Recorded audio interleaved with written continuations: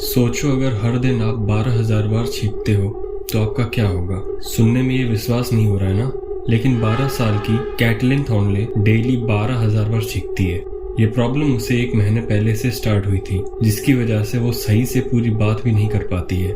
उसे बस तभी रिलीफ मिलता है जब वो म्यूजिक सुनती है। एंड डॉक्टर्स ने इसे मेडिकल मिस्ट्री कहा है, क्योंकि ना तो ये कोई वायरस और एलर्जी की वजह से है। ये रही वो वीडियो।